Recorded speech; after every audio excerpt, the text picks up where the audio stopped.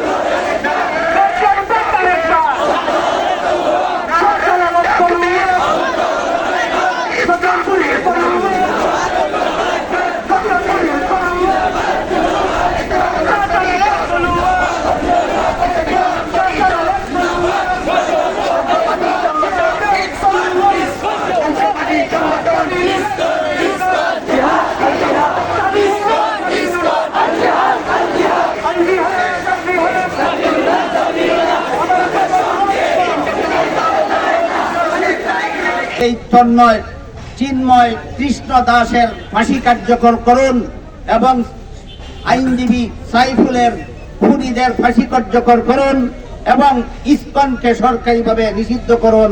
তা না হলে এই 17 কোটি বাংলাদেশিদের সংগ্রাম চলতেই থাকবে, চলতেই থাকবে। এখন ইসলামী সংগ্রাম পরিষদের আহ্বানে আপনারা দেশ রক্ষা, ঈমান রক্ষার এই যে বিক্ষোভ মিছিলে অংশগ্রহণ করেছেন, যারা যতভাবে সহযোগিতা করেছেন, আমি সবাইকে ধন্যবাদ জানাই।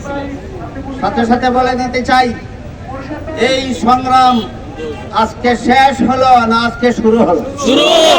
তাই ভবিষ্যতে আমাদের আজকের দাবি দেওয়া যতক্ষণ পর্যন্ত অন্তর্বর্তীকালীন সরকার পুরা না করবে, ততক্ষণ পর্যন্ত আমাদের সংগ্রাম চালু থাকবে এবং হবিগঞ্জ ইসলামী সংগ্রাম পরিষদ আর এর আন্দোলন হবিগঞ্জে সীমাবদ্ধ থাকবে না, সারা বাংলাদেশে ছড়িয়ে পড়বে।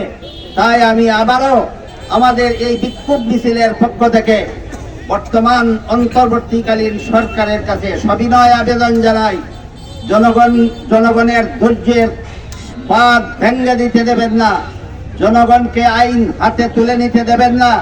জনগণের ধৈর্যের বাঁধ ভেঙে পড়ার আগে আপনি